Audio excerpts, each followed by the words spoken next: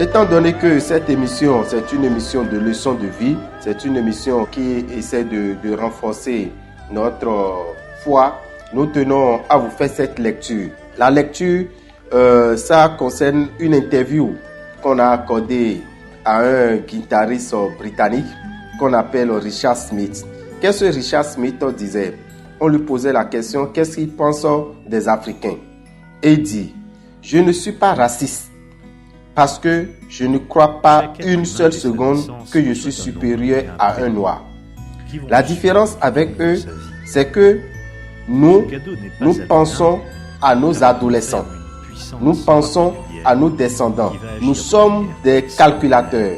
Nous protégeons nos intérêts et nous tuons pour cela, s'il le faut. Je ne suis pas raciste parce que je ne crois pas une seule seconde que je suis supérieur à un noir. La différence avec eux, c'est que nous, il veut parler des Blancs, nous pensons à nos descendants. Nous sommes des calculateurs. Nous protégeons nos intérêts et nous tuons pour cela s'il le faut. Nous ne sommes pas émotifs. Nous avons dépassé ce stade.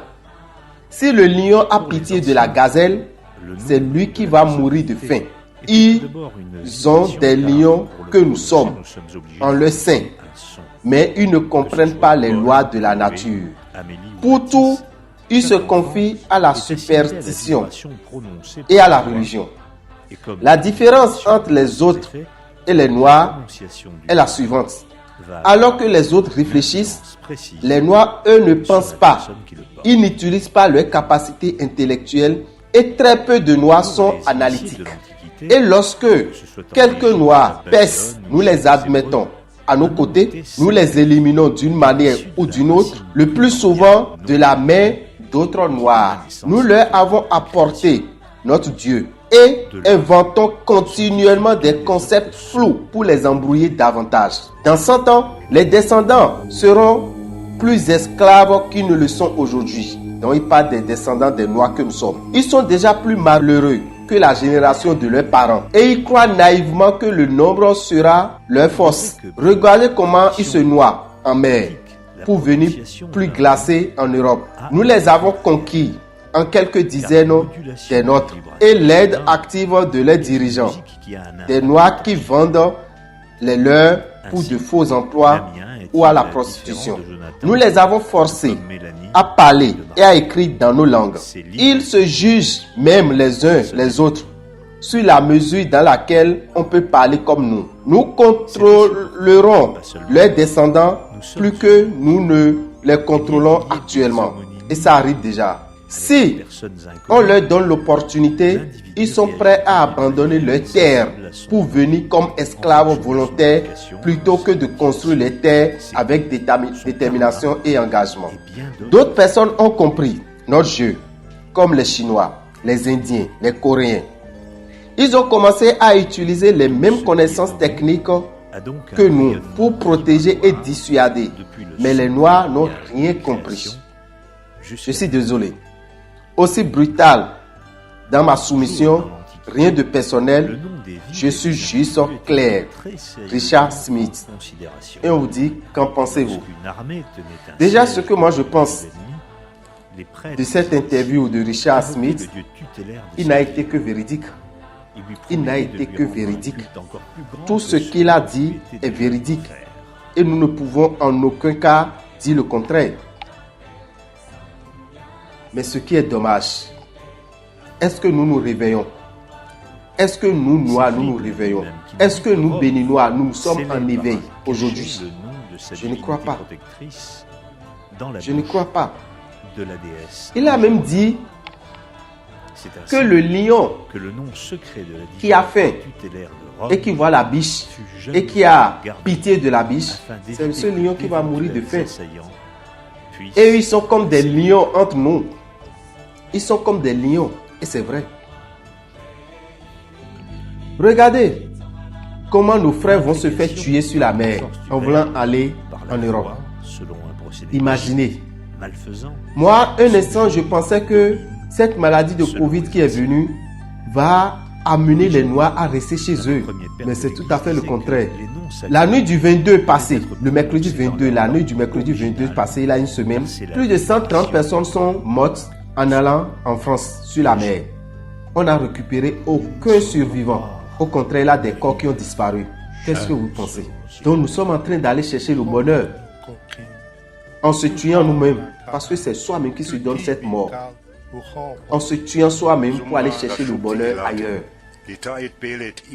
Richard Smith l'a dit, nous sommes prêts à abandonner notre terre pour aller travailler comme esclaves chez eux. Est-ce que ce n'est pas pitoyable? Mais c'est vraiment travailler comme esclave. Et c'est aussi une responsabilité de nos frères et de nos sœurs qui sont déjà en Europe, qui sont déjà en Occident. Parce que gaillardement, nous condamnons les dirigeants. Je suis désolé. On ne peut pas condamner les dirigeants. Non. Mettez-vous au travail. Il a du travail chez nous. Nous avons plein de terres. Nous avons plein de choses que nous pouvons faire chez nous. Mais nos frères et sœurs qui sont à l'extérieur, qui sont en Europe, mais quand ils viennent au pays, qu'est-ce qu'ils font? Ils font miroiter à ceux qui sont là. Ils leur font miroiter le luxe. Ils leur font miroiter le bonheur. Or, c'est difficilement vous arrivez à vous loger là-bas. C'est difficilement vous arrivez à manger 3 fois par jour là-bas. Et pourquoi quand vous descendez au village, pourquoi vous venez, quand vous venez dans votre pays, vous faites croire à vos frères, vous faites croire à vos sœurs que le bonheur est là-bas. Mais en leur faisant croire ça, laissez. C'est sûr qu'ils vont monter sur la mer pour aller pour vouloir vous rejoindre là-bas. Vous avez eu la chance d'avoir le visa pour aller tranquillement en avion. Mais étant donné qu'ils n'ont pas la chance, ils ont déjà tenté 1 fois, 2 fois pour aller. Ah, il faut venir là-bas, je vais t'aider, tu vas trouver du boulot, tu seras riche, tu viendras construire au pays. Au lieu de lui envoyer cet argent que tu veux lui envoyer pour prendre le billet d'avion pour venir, au lieu de lui envoyer cet argent pour qu'il puisse commencer une activité ici, pour prospérer, vous lui faites miroiter des choses. Il commence par demander le visa, ce qui n'est pas facile. Et quand il n'a pas le visa maintenant, on lui dit tu peux prendre par la mer, tu peux prendre par tel circuit et ils vont se livrer la mort. Ils vont se livrer à la mort. Moi je dis et je le répète, moi Dame et Orabital, je le répète, c'est nos frères et sœurs qui sont à l'extérieur qui miroitent le bonheur à leurs frères qui sont ici et qui pensent qu'ils sont dans la pauvreté. Parce que c'est penser. Pensez que vous êtes dans la pauvreté, pensez que vous êtes dans la misère, c'est faux. Nous ne sommes pas pauvres. Nous ne sommes pas si miséreux. Il faut travailler. Ce n'est pas parce que j'ai tel diplôme que je dois forcément travailler avec ce diplôme.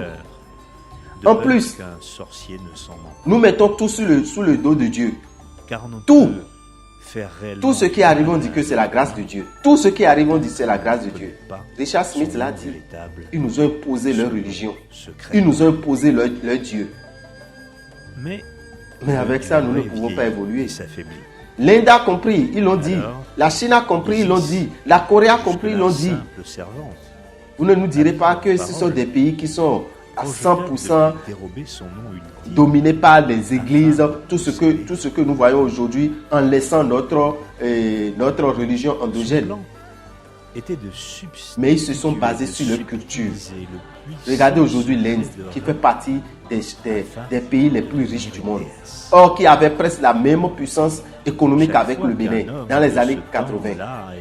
Regardez aujourd'hui. Ils ont compris. Mais est-ce que nous on peut comprendre? Nous Noirs, est-ce qu'on peut comprendre? Nous Béninois, est-ce qu'on peut comprendre qu'avec le vaudou, avec notre religion endogène, on peut aller loin? Nous parlons leur langue. Et nous nous moquons même de ceux qui parlent mal. Moi, je suis en train de faire une émission maintenant. Il y a des gens qui m'écoutent, qui attendent que je fasse une faute pour rire. Oh, c'est la langue d'autrui. C'est la langue d'autrui. Si ce n'est pas à cause de nos frères que j'aime si tant, nos frères du Nord qui ne comprennent pas le fond, moi je préfère m'exprimer à 100% en fond. Parce que je me sens plus à l'aise quand je parle le fond. Mais étant donné que je dois servir, je dois apporter l'information à tout le monde, je suis obligé de parler le français. Mais si je parle mal le français maintenant, vous allez voir, les gens vont rire. Je ne suis pas français, pourquoi vous voulez que je parle comme un français? Voilà ce qui nous arrive. Il a même dit, pour nous anéantir, ce n'est même pas eux-mêmes qui font le coup. Vous ne verrez pas un blanc tuer un noir. C'est un noir qui va tuer un noir. C'est un noir qui va tuer un noir avec les commandes d'un blanc. Voilà ce que nous faisons. Quand vous êtes excellent, ils viennent vous proposer leur nationalité. Quand vous êtes excellent, ils ne veulent plus que vous reveniez dans votre pays pour servir votre pays. Ils vous gardent là-bas. Parce que vous êtes excellent, vous êtes intelligent. Quand ils cherchent à vous récupérer et vous refusez, ils sont prêts à vous tuer. Parce que leur intérêt est en jeu. Mais est-ce que nous pensons ça? Vous êtes en France, par exemple, vous êtes dans un pays européen. Vous allez voir, c'est rare que les Noirs fréquentent des endroits où les Noirs travaillent. Les endroits qui appartiennent aux Noirs, c'est rare que tu vas voir les Noirs aller là-bas. Mais chez nous ici, quand nous voyons quelque part, et c'est les Blancs qui commencent par aller à cet endroit, on pense que c'est cet endroit qui est meilleur. Nous pensons que c'est cet endroit qui est bon. Un restaurant où 2 Blancs viennent déjà, c'est fini. On pense que tout le monde peut aller là-bas. Laissant celui de ton frère noir. Que faut-il retenir de ce conte mythologique? Regardez même l'accueil que vous réservez à un Blanc. Quand un Blanc se présente devant vous. Le message est là. Par rapport à votre frère ou bien votre soeur noire. Regardez un peu l'impression que vous avez. Regardez un peu comment vous vous comportez. Un nom commun que l'on peut donner à une personne. Mais eux, ils n'ont pas cette considération pour nous. Nous les prenons pour des supérieurs. Le nom secret a un nous, c'est nous-mêmes qui les donnons la valeur des supérieurs à nous. Mais avec ça, nous ne pouvons pas évoluer. Nous nourrissons leur égrégore. Nous nourrissons leur égrégore. Quand on appelle égrégore, on parle de la sphère spirituelle. Leur sphère spirituelle est vaste et dense et est puissante tous les jours que Dieu fait. Vous savez pourquoi? Parce que chaque fois, vous priez leur ancêtre. C'est leur ancêtre que vous priez. Priez Saint Paul, priez Saint Pierre, priez Padre Pio, priez Marie, priez Jésus. Vous êtes en train de renforcer leur égrégore. C'est normal qu'ils soient plus forts. C'est normal qu'ils réussissent plus que nous. Parce que notre égrégore est faible. Combien d'entre nous maintenant prient Béanzin? Combien d'entre nous prient Kaba? Combien d'entre nous prient Samori Touré? Combien d'entre nous prient Kérékou? Combien d'entre nous, en voulant prier, nous appelons un de nos aïeux? Qui? Si tu le fais, même on te dira que c'est satanique. D'appeler ceux-là. Or, c'est renforcer votre égrégore. C'est renforcer votre sphère spirituelle pour que vous soyez fort. Parce que toute réussite sur terre est d'abord spirituelle avant d'être physique.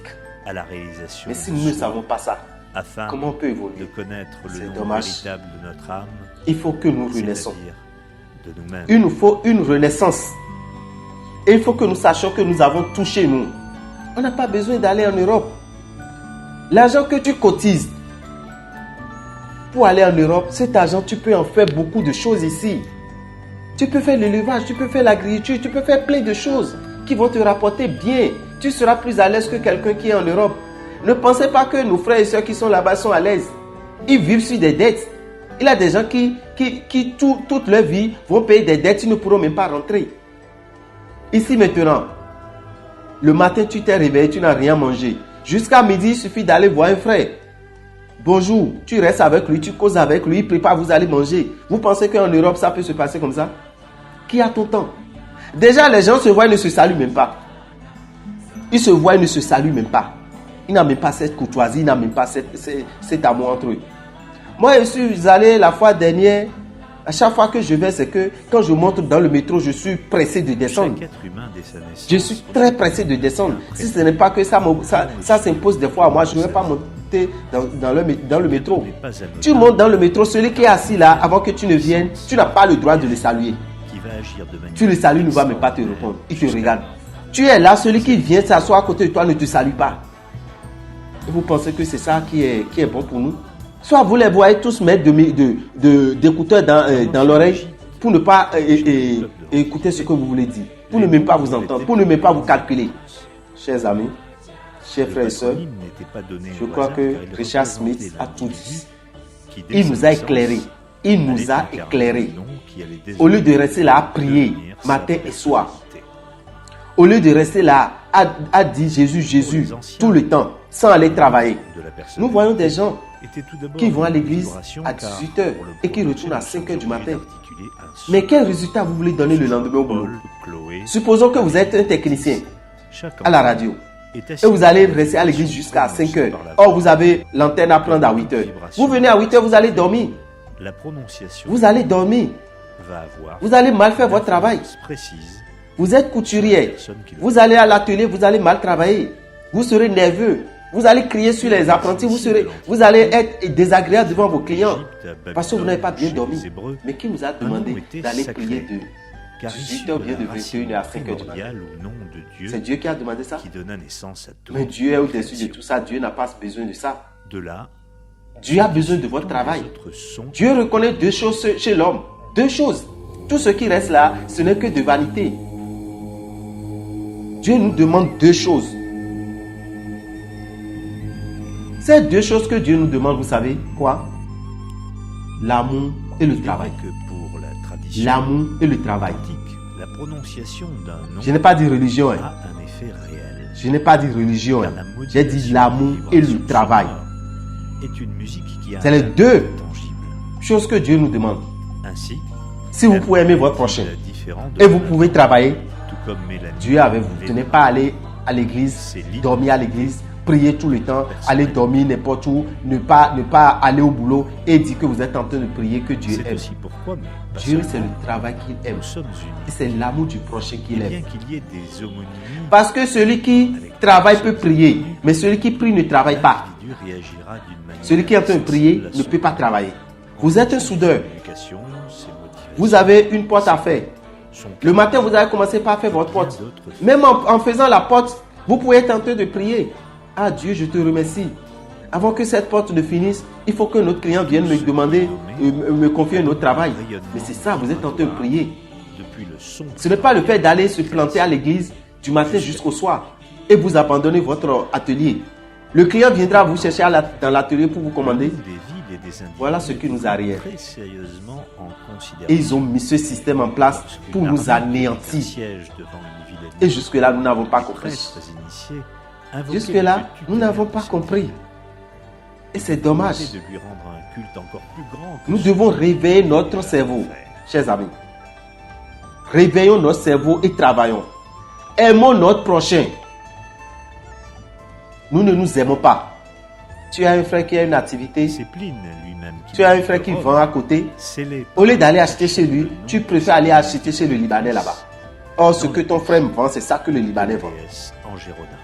Ce que ton frère vend, c'est ça que le Chinois vend. Que le nom Ce que ton frère vend, c'est ça que l'Indien vend. Rome fut jaloux Mais tu le dépasses et tu préfères aller là-bas. que d'éventuels assauts Au même prix, tu es en train d'enrichir qui? la séduire. Les autres ou bien ton frère. On n'a qu'à se soutenir. Aujourd'hui, maintenant, les Chinois sont en train de tout prendre. L'imprégnation par la force du Ils sont verbe en train de tout prendre. Et finalement, c'est que je me demande comment on sera finalement. Si le Chinois a commencé par faire du gari, le Chinois aujourd'hui a commencé par faire du gari, on a même le gari chez nous. C'est dommage. Que Dieu nous garde.